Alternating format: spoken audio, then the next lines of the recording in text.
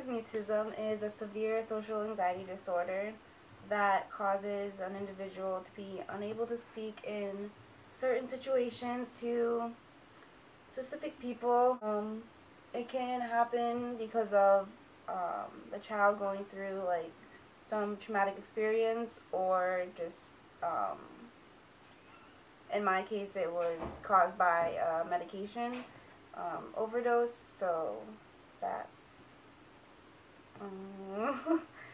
but it causes a lot of issues in school, because the child has trouble socializing with other kids, and also if like you're not talking to your teacher, then you don't really have a way to communicate with them, other than like a nod of the head or something like that.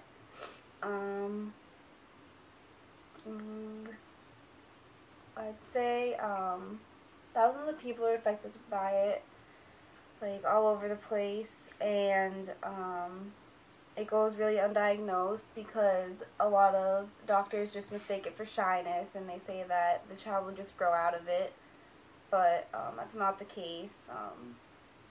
If it goes undiagnosed for too long, it can lead to many different things. As you get older, you can get depressed, you can get eating disorders, you can causes, like I said before, it causes a lot of issues in school. Like you can get bullied, so that can just lead to more stress and anxiety. What else should I? Maybe talk a little bit about what was it like for you growing up. If you, I don't know if you want to mention any of like the bullying, or maybe look at the camera for this part. That'd be cool. Okay, I'll try. For me, so hard. It's okay. It's all gonna get edited. Growing up, in school, it was really hard because I didn't talk until I was in the 2nd grade. So I'd bring a little notebook to school to communicate with my teachers that way, and I'd write to them. But bullying was definitely an issue. Kids did make fun of me because I think they were so young that they didn't understand it. I mean, I barely understood it, so how were other kids supposed to? But there are many like issues like on the playgrounds at school, and inside the classroom as well. Like people would constantly ask me, "Why don't you speak? Like, can't you just say something? What's wrong with you?" So as a little 6-year-old, I mean, that's definitely hard to take in because you don't really understand. But it's okay. Oh my gosh. This is all really good. If you want to talk about, I'm trying to think, maybe start talking about what Half at the Hamptons is now. Okay. Well, Half at the Hamptons is a half marathon at Hampton Beach, and I'm running in it. And the main reason I'm doing it is because you get to pick a charity that you want to raise money for and raise awareness about. And I decided to do selective mutism because I have an experience with it. And but my main reason for doing it is to raise awareness, just because it's not many people in the world are aware of what selective mutism is and how it really affects people who are diagnosed with it. It's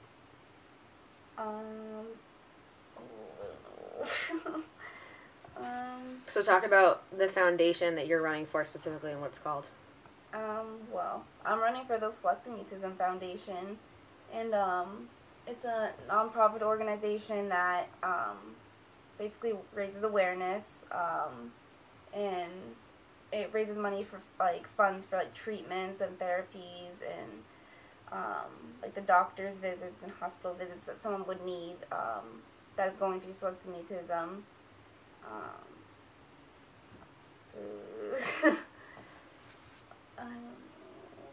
Talk about, I'm trying to think what else should we do here. I want to get something about you talking about how far you've come and the progress you've made and how you want to see other people who have selective mutism make that same progress, and that's why you're doing this.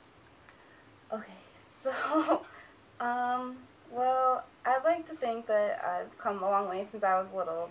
I didn't start talking till I was in the second grade to anyone but my family. But, throughout, like, school and stuff, I've definitely made progress. I'm in college now. I'm a freshman bio major at UNH, and, I'm able to, like, communicate with people. I'm able to have conversations with people. There are still some things that, like, freak me out or scare me, like eye contact or starting up the conversation.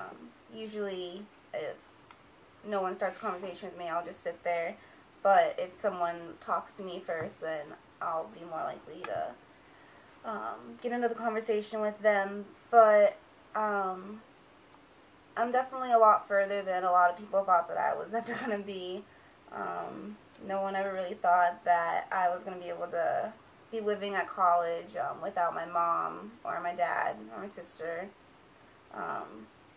Because it's definitely, since they were the only people I talked to for so long, a lot of people never thought that I'd be able to stray far from home. But I am, so... Do you like UNH? I do like UNH. There's a lot of good people here. I really like my classes and what I'm studying and the programs and like organizations that I've gone into. It's been a good experience so far. So there have been some bumps in the road with some roommate issues and professors not understanding. But I mean, it's all stuff that you just have to push through it and just have the hope that it'll get better, because it will eventually. But yeah. So how far will you be running on Sunday? It's a half marathon, so it's 13.1 miles. So yeah.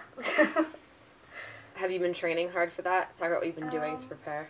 Yeah, I've been training for, I've done 2 half marathons so far. I did one in September and then one in November. So, I mean, it's kind of just a continuation of training for half marathons, because I plan on doing my first full marathon next September. So, yeah, it's definitely taken some time to train myself for it, but yeah. And if you could say one like cheesy quote to everybody out there who has selective mutism and hasn't made the progress you've made, what would you say? I would definitely just say, like, I know how it feels to feel alone. And like you said, it might sound cheesy, but it's not a good feeling. And sometimes you just want to know that someone is out there that you can talk to, that understands.